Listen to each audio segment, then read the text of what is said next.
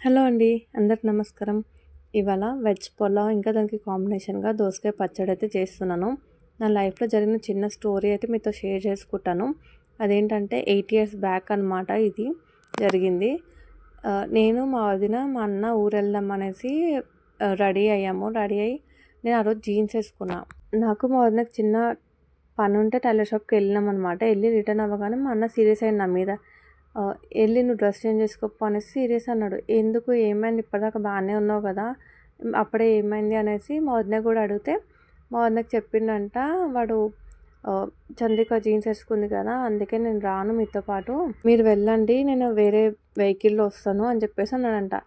ఎవడో వచ్చి చెప్తే గాని తెలీదా మనం ఏం బట్టలేసుకుంటున్నాం ఏంటిదనేది? అప్పటి వరకు ఫ్యామిలీ వాళ్ళ మెంబర్స్‌కి కూడా ప్రాబ్లమ్ ఉండదు. ఇలా బయట వాళ్ళొచ్చి ఏదో ఒకటి అంటేనే ప్రాబ్లమ్ అవుతది. కానీ ఇప్పుడు వాడి కూతుర్లు కూడా జీన్స్‌లేసుకొని తిరుగుతున్నారు. ఇప్పుడు ఏమనాలి నేను?